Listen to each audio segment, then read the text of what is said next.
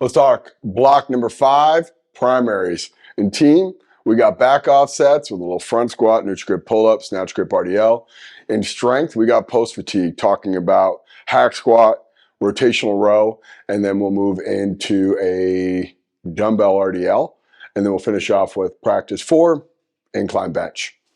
All right, so we're talking about front squat, practice 1 for team. Front squat is anterior loaded. So what does that mean? That means that that bar is going to be in front of us. So as we organize ourselves under that bar, that load here is going to allow for our hip to sit straight down, which is probably why you hear sometimes that front squat targets the quads. And that gives a good indication of how we want to squat all the time, right? Even if the bar is in the back, we still want to get this setup of vertical torso, hip going straight down, and then hitting below parallel. Now, the biggest limiting factor is going to be that front rack position. So 2 options here: hand on the bar, load up just like such, or using straps and then pulling there. Now, why it's so important to have a hand on the bar? You have more stability. When we grab the strap, we have a gap between what I'm actually holding onto and the barbell. And when we have a lack of stability, we lose force, right? That imagine inverting that and putting something unstable underneath our feet, like a RX pad or a balance pad. We lose that ability to produce force when we are less stable, right? It's the analogy shooting a cannon from a canoe. So what the message is yes, if you are using your hand on the bar, trying to get into a rack position with as much elbow on there, or I mean much palm on that bar, and then elbow up. If you are using straps, choke down as much as possible. Now, one of the things you'll notice is when you have more hand on the bar or you choke down, we are in a more of a stretched tricep position. And that's going to be pretty critical, because what we're going to do is cue you to keep your torso up, especially as it gets to the later reps. So we're going to go 6, 6, 6, 10, 10. So that higher volume, more fatigued, you're going to find some sort of amendment to finish the set. So when you're thinking about, hey, what are my tools? Eyes, where am I looking? Feet, where are my feet pointing? And then pretty much my hands, in this case, hands are extension of our elbow, where we're going to hold on to this barbell and our elbows are going to be pointing some sort of general direction. So when I'm going up and down, and let's say that I'm going to a front squat and I'm good, and I'm getting really good position and depth, and all of a sudden I start getting fatigued and I start to drive my butt back because I want to take tension off my quads, which is a good indication that we are, 1, keeping good position, 2, stressing the right muscular group. But when we get to that point of fatigue, that's the part we got to double down on good technique. So driving your elbows up. Elbows are going to be your GPS. If the elbows are pointing down, we're taking stress away from the quad and we're pushing it back to the posterior chain. If elbows are parallel to the ground, so aka we have a good shelf, regardless if I'm holding onto a strap or palm on the bar, what we'll have is more tension in the right area, especially when we get to those 2 sets of 10. We don't want to distribute forces elsewhere from the quad. We want to stay locked in and load up the tissues there. All right, let's move on to practice number 2. All right, so we're going to talk about practice number 2. Again, we're going that 6, 6, 6, 10, 10, neutral grip pull-up. Neutral grip pull-up is a stronger grip, right? So we're thinking about it from the different positions: chin up, pull up, neutral grip.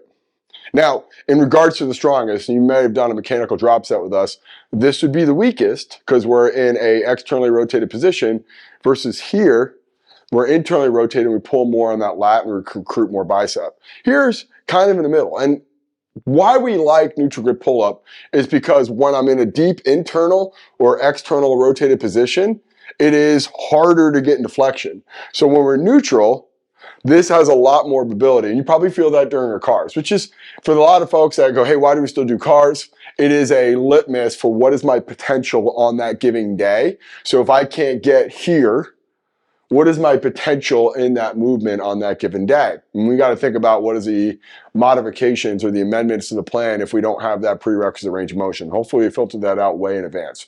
But the other part is that comfortableness in that position. So if I'm trying to get this head through in the bottom, and I'll do it facing you guys so you can see me, but if I'm trying to get my head through the bottom and get a good stretch position or flex position of the shoulder, if I don't have comfortable or full range of motion, this is hard. And then the other part, if I don't have it in this flexed shoulder position or the lengthened lat, When I get up and I'm going into that extended position, chances are if I don't have flexed, I don't have extended, right? So this is flexed, this is extended. If I'm trying to pull back and I don't have that shortened position, one, range of motion, but two, strength. And if you're going into the cars, pails, and rails type of continuum, this is flexion, so more of an open angle, and this is extension, so the closing angle on a pull-up.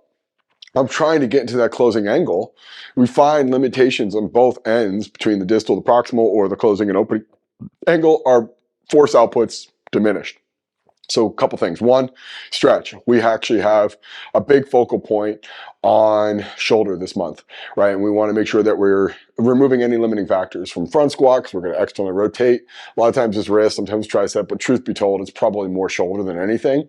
Just being honest about it. This is not probably as tight. It's probably this is tight because this isn't getting as much range as it should.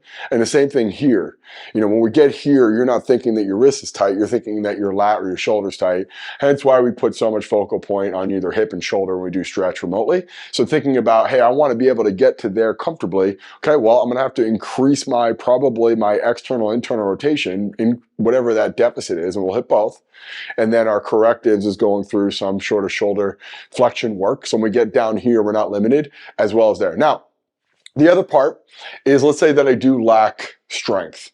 A lot of times we see people try to change their center of mass by lifting their rib cage and then pulling, trying to get more inverted. You want to fight that. You want to make sure you're controlling your body in space. So I'm long, then I'm in extended position here, and then when I'm pulling straight up. Now, easier said than done, but focus on keeping your rib cage down, contract your abs. This is why when we do high rep or max out pull-ups, we feel a lot of ab soreness because we're fighting to control that rib cage from lifting. External obliques actually pull the rib cage down. So fighting like hell by contracting your abs, almost doing a somewhat of a crunch, contracting your quads, irradiate, create tension, more force going into that pull-up bar. All right, so let's move on to practice number 3. All right, so practice number 3 is going to be a snatch grip RDL. We want to be index on the smooth if we can. So this is why we recommend a lot of times actually going from the ground as opposed to the rack, but we actually don't want to limit ourselves. So if you do prefer to go from the rack, that's completely fine. Just understand that if we can get our hands as wide as possible close to the rack without risking hitting our finger. The wider the hand, the deeper the range we can go, right? So we use plates that are big and they hit the ground premature, and that actually is limiting our range of motion. Because if I'm going to go a traditional RDL, the plate's going to touch right there. If I go snatch grip, now I widen out my hand, the plate's not touching till way deeper. And that's the key here. We want to use high threshold strategies that are going to utilize a lot of load, but more importantly, not limited by potential from range of motion. So as we're going through this movement, and you're thinking, I want to really load this up, don't compromise load for range of motion. So getting the bar in a snatch grip position, feet pointed straight ahead, soft knees, flat back, chin tucked, and then we're lowering it down. And the bottom position now is not as limited by what that barbell or that plate hitting, but our actual range of motion of our hamstrings, our glutes, our ability to maintain our torso in space. All right, so that is team practice 3. Let's go on to strength. All right, you guys are going to be in for a doozy this month. We have post fatigue. We're going to hit either a big high threshold bilateral movement on practice 1 or practice 3, or we're going to hit a unilateral movement. Whatever we hit for a bilateral movement, we'll complement with either a unilateral movement, or if we're doing a unilateral movement, we'll complement with a bilateral movement. And you'll see how this plays out. All right, so the idea is to keep tension in a muscle group as long as possible. So we're trying to work quad in the first group. So when we're going down, we want to think bringing the dumbbell straight down, creating as much tension in that quad. Now, one of the things that you probably wonder about is why do we stress upright torso, full range of motion? Tension is perpendicular to the ground, especially in a closed kinetic chain environment. So my feet are in the ground, closed kinetic chain, and then perpendicular. So if I'm going down, the center of mass is predicated or dictates where that perpendicularness is, right? So if my butt's back, my center of mass goes back, and that perpendicularness goes back with it and distributes that force to that glute area. Not what we're looking for here, right? We have a time and a place to develop glute and hamstring, not right now. One of the biggest epidemics we find with fitness is our squats look like hinges and hinges look like squats. So we want to think about where is the point of the exercise, what are we trying to load? All right, I want an upright torso, I want knees forward, I want feet flat, and then I want to make sure I'm keeping tension in our quad. And where you'll notice that is when you get done with that first exercise and you go immediately into your post-fatigue and you set up here, this is already fatigued. If this feels fresh when you're doing after your hack squat, you did your hack squat wrong. Go lighter, keep your chest up, sit your butt straight down, keep that thigh perpendicular to the ground and the space a little in the middle part. And then when you get here, you should be cramping already. And then you go 8 and 8. If you're doing this right, it's sore, it's fatigued, you feel it immediately. You know exactly what you're working. Let's go on to practice number 2. All right, so practice number 2. We're gonna go rotational row. So 3-point stance, feet hip width apart, soft knees, flat back. Start with the palm pointing backwards or thumb pointing in, but we always wrap our thumb. When you pull, you get that elbow up and back, trying to pull pinky to pocket, loading up there. That's gonna be 8 each side with a 4 count down. We're gonna immediately go into a prone bent arm extension. So lying down on your stomach, we'll go 8, 8. Then we're gonna go elbows tucked in, pulling your elbows up to the sky. Now, lengthened, so we're loading up that lat from the lengthened position, shortened. So if you went through the team workout, the team breakdowns, talked about pull-up. Extended positions, a shortened position, or closing angle. So we're loading up that lat, that rear delt, that rhomboid, all the areas that pull and retract. So you get both ends of the spectrum. And if you're doing that rotational row right and feeling and creating tension in that lat, you'll feel lit up when you're doing that counter movement or the post fatigue. All right, so let's move on to practice number 3. So we're going to go through practice number 3 right now. So we're going dumbbell RDL, so feet hip width apart, toes pointed straight ahead, and then loading straight down and up. Now, with that being said, is as you go down, the more you can push your hips, knees, and butt back, you're going to feel more of a stretch on your hamstring. And why that's important is because that's what we're targeting in the pre-fatigue. So as I'm loading up and I get to that post-fatigue, which will be a prone, bent leg, hip extension, you should feel crampy in that hamstring automatically. So if I'm not doing that RDL through a forward range motion, keeping tension, pushing my center of mass back to load up that hip and hamstring, when I get to that post-fatigue, I'm not going to feel the targeted muscle group, and it comes back to setting it up. And a lot of times, when you go through this movement and you learn where to create tension, you actually get better at the movement. So minimal external load, maximum benefit will be the theme that we're going to go through. You don't need a whole lot of weight to create tension, and that's the key here. As long as you have technique and intent, you're going to feel what you're supposed to feel, and we're going to get a massive effect, which allows us to train longer or harder without necessarily the risk. All right, let's move on to practice number 4. All right, practice 4. We're going to work incline bench, 666, 10, 10. Now, as we're going through this, we want to keep thumb grip away from the smooth, wrap your thumb. If you don't wrap your thumb, honestly, you're not gonna get the full benefit of this. And anyone who argues with me on that, I don't care. It's not worth the risk, right? I feel more tricep or blah, blah, blah. It doesn't matter. Whatever it is. We're not competing in powerlifting.